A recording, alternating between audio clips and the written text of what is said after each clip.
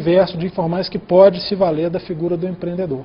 De qualquer maneira, são cerca de R$50 a mais que esse empreendedor vai desembolsar a título tributário para formalização desse empregado.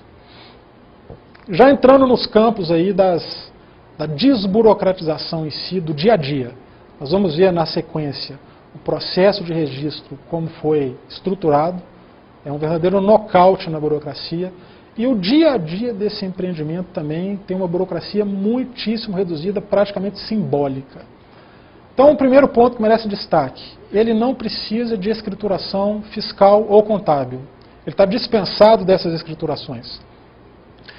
É bom lembrar sempre que algumas anotações, alguns registros contábeis são muito importantes para que o próprio empreendedor possa se nortear, possa se planejar, possa fazer o seu empreendimento fluir melhor, entender melhor o seu negócio. Então, cabe sempre fazer a ressalva, né? A contabilidade não pode ser vista como uma burocracia, ela tem que ser vista como um aliado. Por isso que a gente divide aqui a escrituração fiscal, que aí sim é burocracia, e a escrituração contábil, que é instrumento de gestão. Então, cabe ao empreendedor ter algumas, é claro que um empreendimento desse tamanho é muito pequeno, não vai ter que ter todos aqueles registros, mas cabe ele ter uma organização mínima para que ele possa gerir melhor o seu negócio.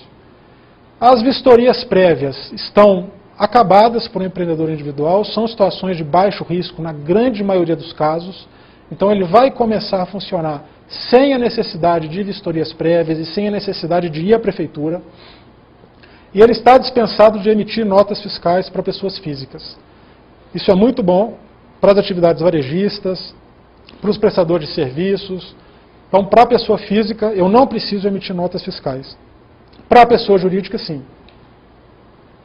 Então, já no campo das obrigações, a gente falou das dispensas, né, das facilidades. Agora, nas obrigações, o que o empreendedor individual precisa fazer para cumprir a legislação, para ficar quites aí com o que a lei exige? Ele precisa, a princípio, reter as notas fiscais das suas compras, né? Precisa reter e guardá-las.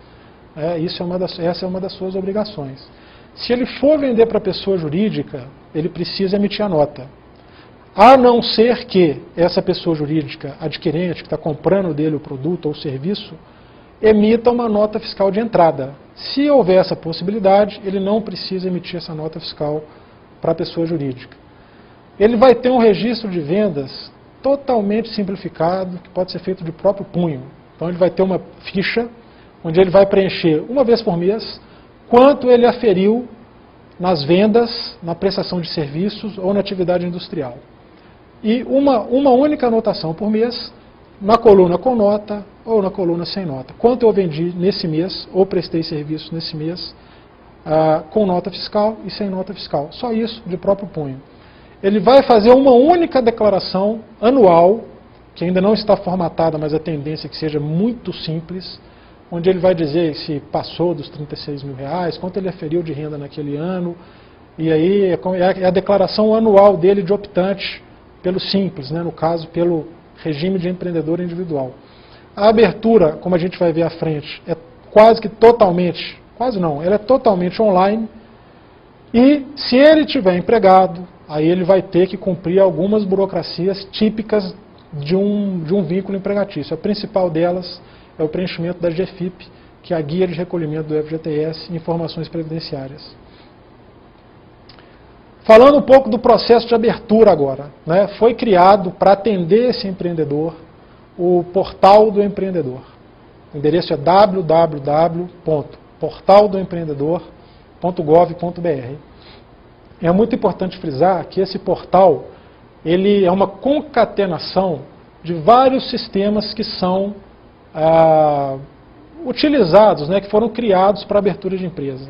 Ele envolve os sistemas das juntas comerciais, do Departamento Nacional de Registro do Comércio, da Receita Federal e da Previdência Social. Então esses sistemas se interligam e permitem que, junto com as mudanças das regras que a legislação trouxe, permitem que esse empreendedor se registre, se formalize totalmente online. Então, quais são os passos aí nesse sistema, nesse portal?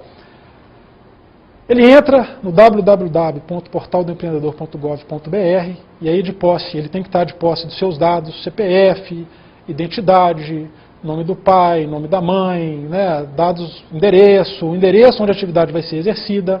É importante ele ter o título de eleitor, o número do título de eleitor, porque vai ser necessário, caso ele não seja um declarante do imposto de renda, como a grande maioria desse público não é. Então ele precisa ter o número do título de eleitor. Então, de posse dessas informações, desses documentos, não que eles vão ser utilizados para envio, para cópias, não, somente para que esses dados sejam lançados no sistema. Ele vai entrar no sistema, ele vai adquirir uma senha e vai fazer o registro do nome empresarial, o registro provisório na junta comercial, a obtenção provisória do CNPJ e o registro na Previdência Social, além de obter um documento, fazer uma declaração que vai dar a ele um documento que tem a força de alvará. Alvará que autoriza o funcionamento da empresa, que via de regra, à exceção do Distrito Federal, é concedido pelos municípios. Então, em alguns minutos, de 15, 20, na pior das hipóteses, 30 minutos, esses passos foram percorridos e o empreendedor sai do sistema totalmente formalizado e apto a funcionar. Há uma ressalva. Antes dele entrar nesse sistema, ele vai ter que fazer uma consulta, ele vai ter que se certificar de que ele cumpre algumas normas. E aí a gente vai falar disso na sequência. Feito todo esse cadastramento desses dados, ele vai emitir um documento que se chama requerimento de empresário, tirar uma cópia simples da sua carteira de identidade no verso desse documento, assiná-lo e ele deve ser enviado para a junta comercial. Se ele estiver no Sebrae, se ele estiver no escritório de contabilidade, esse envio será feito sem custos. Se ele estiver fazendo o registro da empresa em casa, na sua residência, ele deve providenciar esse envio em até 60 dias. Caso esse envio não aconteça em até 60 dias, toda a inscrição dele é cancelada, é anulada. Ela já é provisória e ela deixa de ter valor. Ela passa a não existir. Então é muito importante que esses 60 dias sejam respeitados. Junto com esse documento que ele vai assinar e enviar, ele vai retirar uma espécie de certidão que traz ali os seus dados. Seu CNPJ, seus dados pessoais, seu endereço, as declarações que ele assinou e ali, principalmente, a informação de que ele é um empreendedor individual. Esse documento vai ser muito importante na hora de ir aos bancos, pleitear ali alguns produtos e serviços que os bancos estão começando a oferecer para esse público, na hora de ir ao Sebrae. O Sebrae vai disponibilizar para ele atendimento, cursos, muita coisa gratuita. Então é importante para ele se identificar como empreendedor individual. Junto com a documentação que ele vai ter que declarar lá no sistema, ele já deve pensar no seu nome empresarial. E aí o nome empresarial, para esse tipo de empreendimento, é o nome do próprio titular.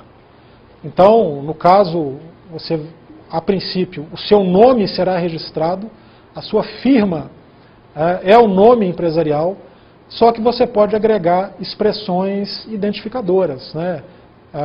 O nome mais comércio de alguma coisa, o nome mais alguma expressão de fantasia, não há problema. Você pode abreviar o seu nome, desde que não abrevie o último. Então você tem uma certa maleabilidade para a definição desse nome. Só que, caso o nome escolhido já exista, já seja registrado naquele estado, o próprio sistema vai te oferecer 3 outros nomes. Mas então é importante, se o nome do interessado, né, é comum, é um tanto quanto comum, ele já pense, já leve ali junto, já leve na manga algumas outras opções de nome empresarial, lembrando que estão vinculadas ao seu nome de pessoa física, ao seu nome pessoal, que ele leve essas opções para que ele não perca a caminhada, né, para que ele não volte para casa sem o registro.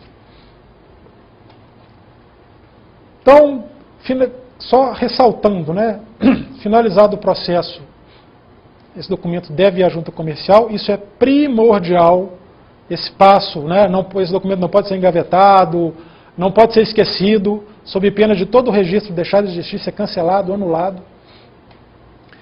E aí vem um ponto em que a gente faz as maiores ressalvas possíveis. Como todos sabem, para funcionar um empreendimento é necessário que ele cumpra as posturas do município. Então as posturas do município são principalmente aquelas regras que dizem respeito à localização, né, à convivência em espaços públicos, à convivência com outros cidadãos,